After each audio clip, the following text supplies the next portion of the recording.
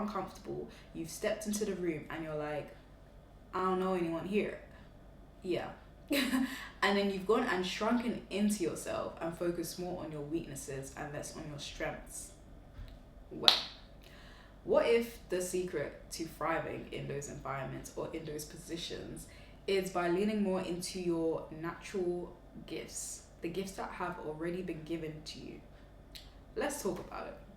So these are the sections that I'm going to be walking through today. You can skip ahead, or if you don't want to, love, you can keep watching. That'll be great, you know? So section 1, we have acknowledge the challenge. This is just simply facing new environments that we're in. How can we accept them? And also, how can we see them for what they are? Section 2 is using your strengths to build confidence. We're going to be talking all about SWOT analysis and how you can do a personal one to actually help you in these moments. Section 3 is all about reframing discomfort as growth. This is all about reframing your perspective, changing your mind on how you see being uncomfortable and being comfortable in different situations. Section 4, step into the role of a trailblazer. Now, this part is actually not just about you.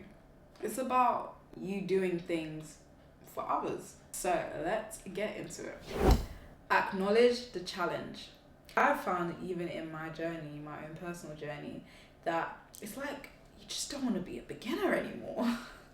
It's like, I don't want to keep doing this. I don't want to keep starting from scratch. I don't want to keep starting from the beginning, because the beginning is the longest part. Maybe true. But the beginning is necessary. Being a beginner is necessary with anything that we've done. When we even look at babies and we're like, wow, you went from crawling to walking just the other day. How? You kept falling all the time when you were trying to walk. Every time you stood up, you came back down. You kept seeing other people walk and you were like, nah, I know I can do that. I'm gonna do that. But as uncomfortable as it is, and probably annoying as it is, that you have to keep falling down every single time, the only time you actually fail when you go through these challenges is when you actually stop trying to get up. When people think of failure, they think of when they keep getting things wrong, when they don't get as far as they want to, when they're stuck in that same position. But if they're doing steps to try to keep moving forward, that's not failure. That's you literally growing. And acknowledging the challenge is acknowledging that you are a beginner. It's not going to be easy. When I started dancing, I was okay. I wasn't like so bad, but I knew I could be so much better, because I was at it, but I wanted to be way better.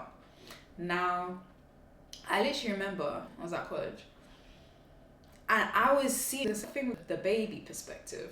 When you're seeing so many people be good at doing what they're doing, because I went to a performing arts college and there were so many people dancing, doing what I love. When I went to college and I could see all these people getting to those places of becoming professional dancers and really wanting to train so hard, and they're doing all these amazing things within dance already, I said, wow, I want to do this.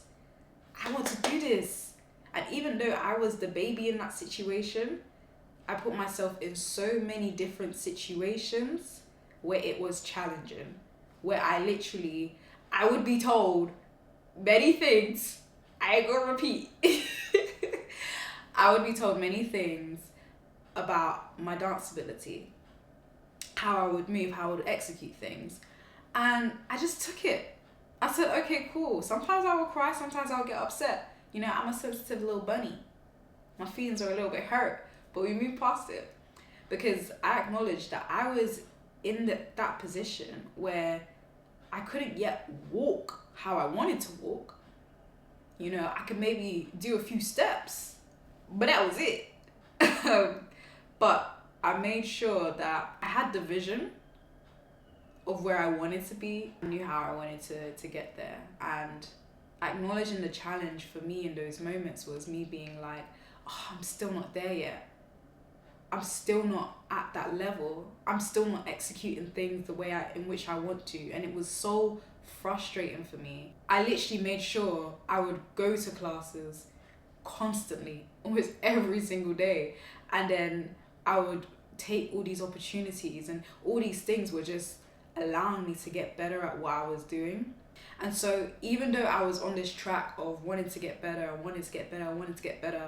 and I was feeling defeated at times, but because I had the vision and I accepted where I was at, but I knew where I wanted to go, I realized the progress was happening without me even thinking about it. I would be executing things in ways that I couldn't execute before. It would be ridiculous. And I would shock myself. I'd be like, oh, I really got through that. I used to have really bad stamina, and I would struggle to get through choreography when I would go to like open classes. And I realized I would get through choreography. I would get through training so much easier. And it really made me realize that I was never a failure because I felt defeated, or I was at the beginning, or I felt like I wanted to give up and just stop at some points. I wasn't a failure because I didn't stop. I kept going. And that's the point of this journey, this growth journey, is that growth doesn't start from the end. It starts from the beginning to the end. If you are creative and you're looking at some of these uncomfortable challenges that you're going through right now, I want you to just acknowledge where you're at. This is not going to be your end, and every end has to have a beginning in the first place. The things that you will develop along the way, along your journey, will make you a much better creative, will make you a much better performer, will make you a much better writer, will make you a much better whatever you want to do. Because you're going through the rubble, you're going through it, and you're allowing yourself the time and the patience. Great things that come into fruition, they don't just come into fruition. They are pruned, they are prepped. So with the challenge, just remember, it is a journey for growth. Failure isn't a dead end. It's a bridge to growth.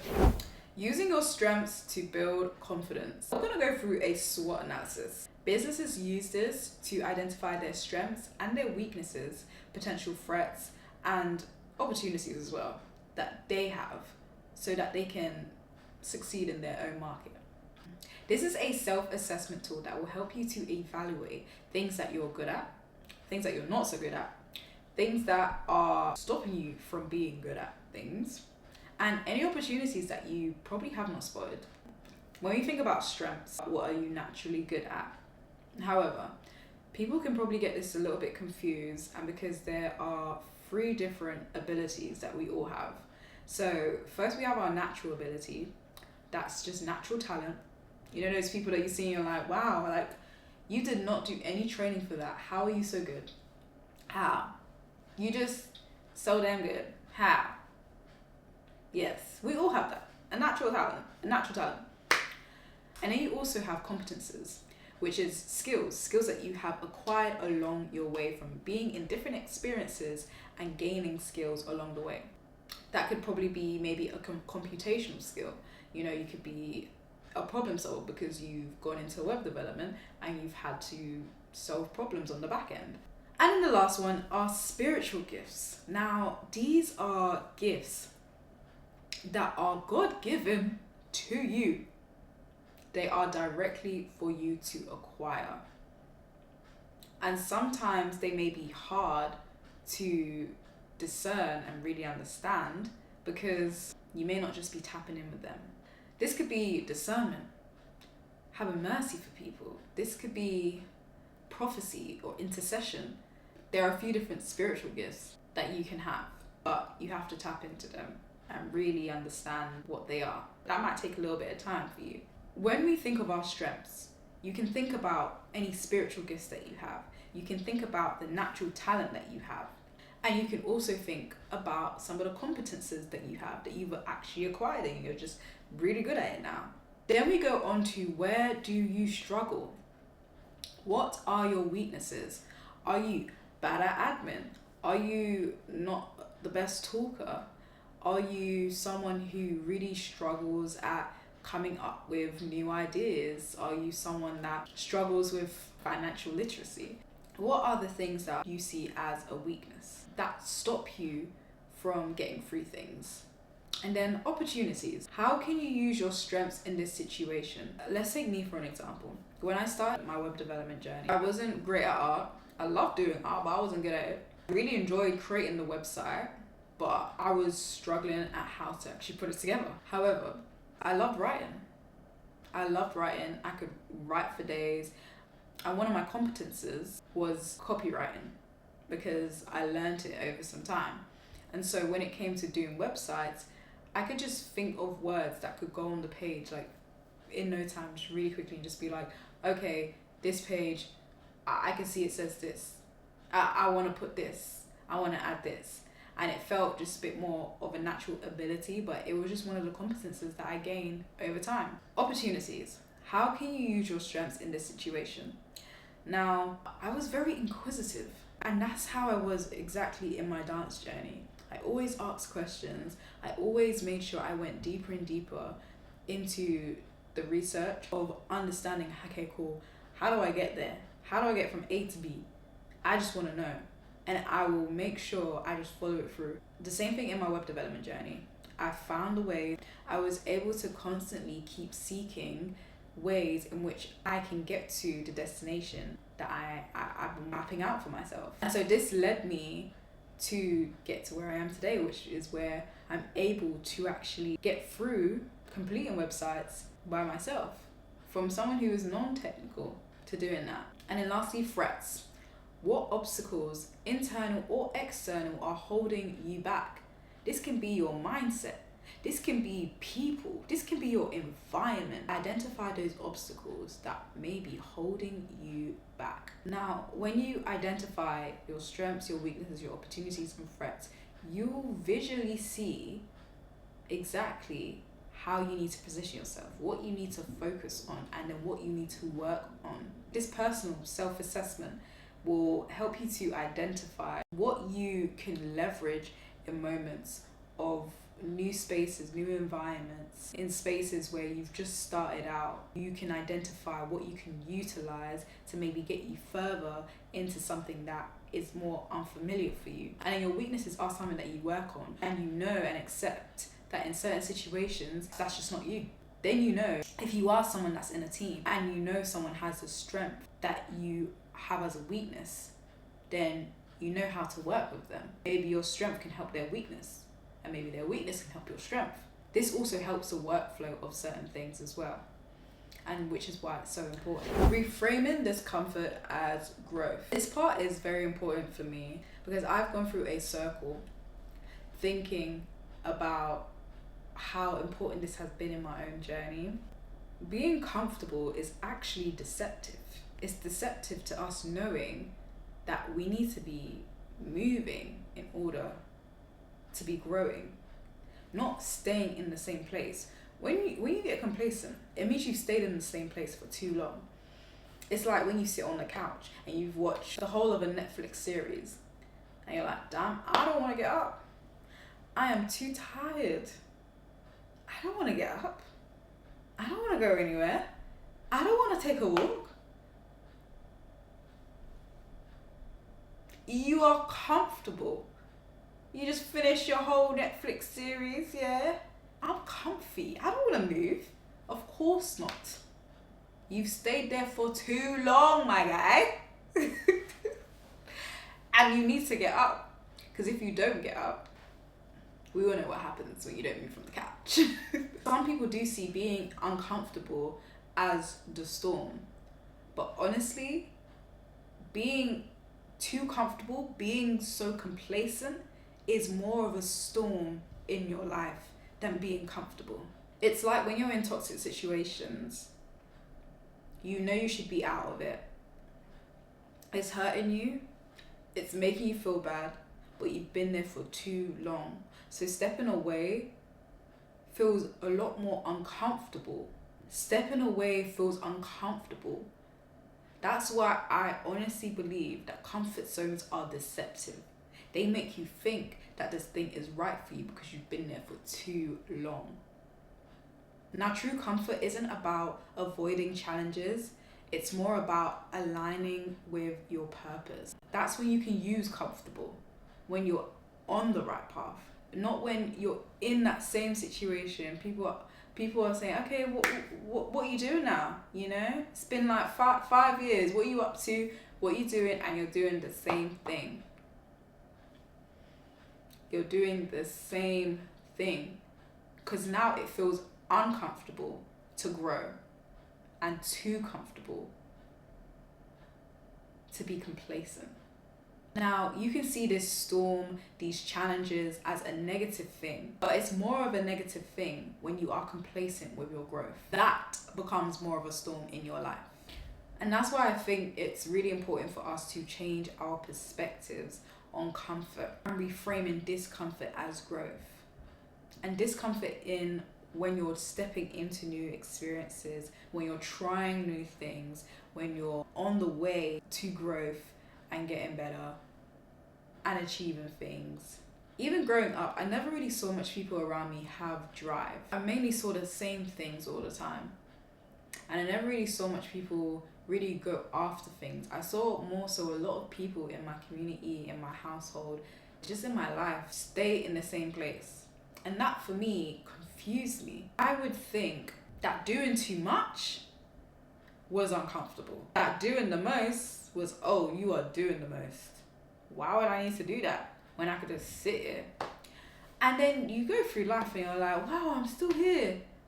Wow, I'm still here. Wow, 5 years, 10 years, I'm still here. 15 years, I'm still here.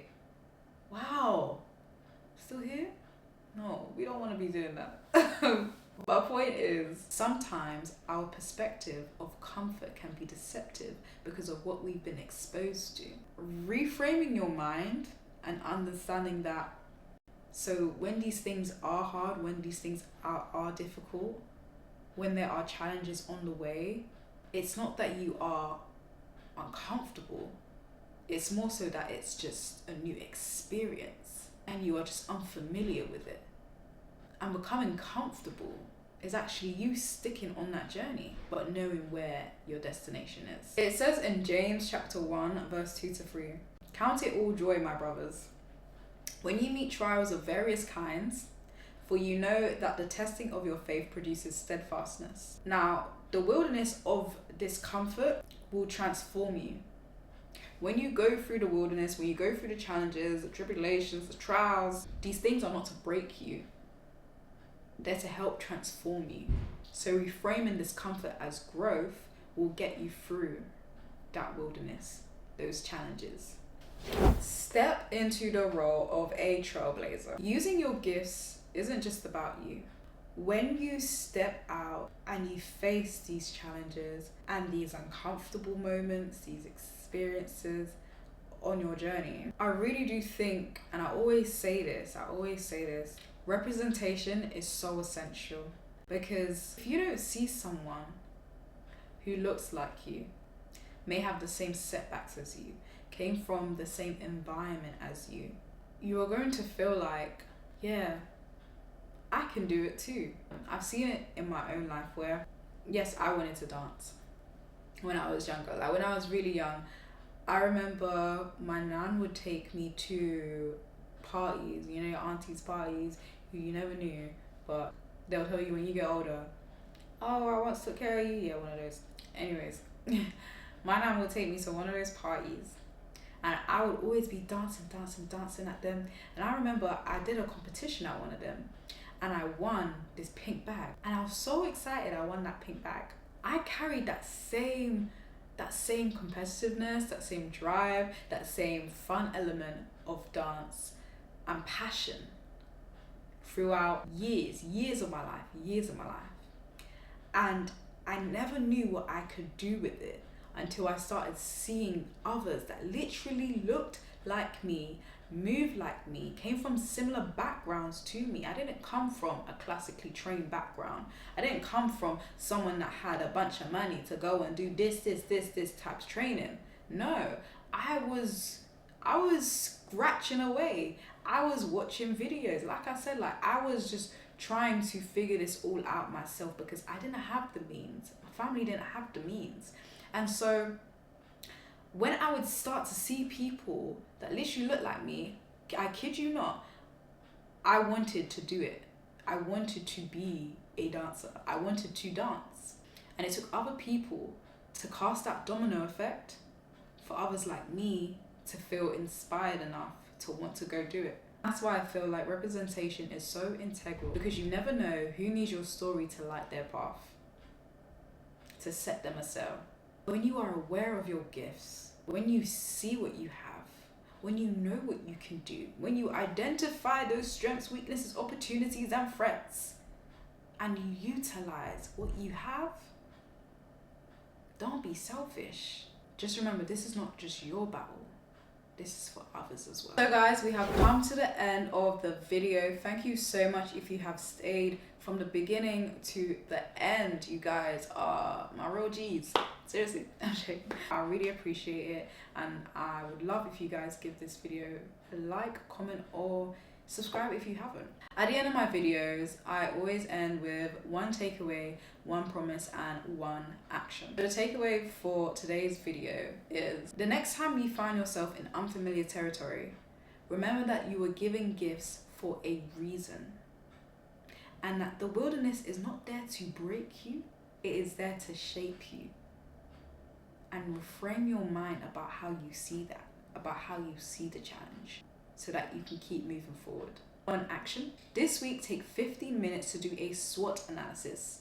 You can do this by yourself or you can do this with someone else, but take 15 minutes of your time to do a SWOT analysis.